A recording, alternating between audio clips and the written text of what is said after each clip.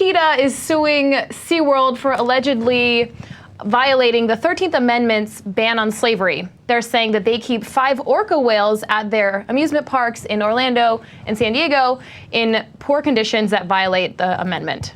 Now, it sounds absurd. Of course, right. Whales are not human beings.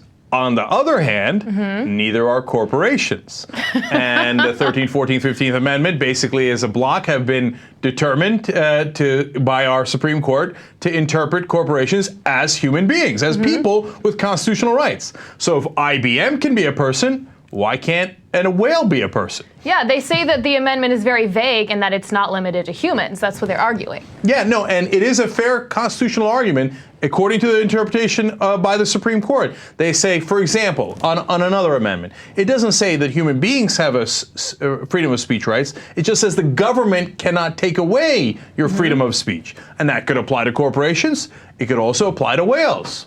Don't they speak all the time? And they didn't even broach that. Well, they're just concentrating on the 13th Amendment here. Yeah. Although later we should go back to the First Amendment. We should. And you know, the Fourth Amendment, it's an unreasonable search and seizure. Have they not seized these whales? Well, I hope that they watch this show. Think about it. You're helping them out. Okay, and apparently they took 18 months to get this case ready, right? And so they've dotted their I's and crossed their T's, and they look, other compelling points in the case. They say whales, dolphins, and some, you know, basically one other mammal in the sea have the intelligence, according to some researchers, of a 3 or 4 year old human being. Yeah, I thought that was really interesting. It is interesting. Now, of course, some people might disagree, but they call it cognitive sophistication, which means that they would be more of a human being than my 15-month-old son. And he's got constitutional rights. Okay. I mean, I don't agree with PETA on this. I really don't. I mean, they do make some arguments saying that actually the conditions at SeaWorld might be better than in a regular atmosphere, and that, you know, it's actually helping us understand the orcas and bringing more awareness to animals. I mean, I would never see a whale if I hadn't gone to SeaWorld. I know, but the thing is, the whale doesn't care if you see him.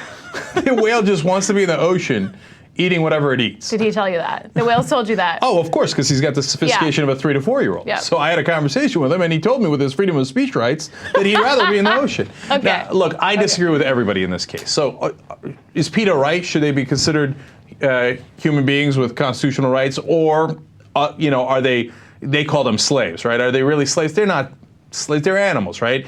And so I don't agree with PETA ultimately. Okay. But if I was the judge, I would also say, hey, that's a great point. Also, corporations are not people. So I'd like randomly throw that in there. Yeah. One of the professors actually had an interesting point. They said we should have a different category for these kinds of animals, because right now they're considered property, right? Yeah. And he said they should be instead considered living property, which I thought was a really interesting point, right? Yeah. Because it feels a little wrong to call them property. Look, I'll go to a dog lover, well-known dog lover, Jesus Godoy, now that he has a dog. Now, do you think Nacho is just property?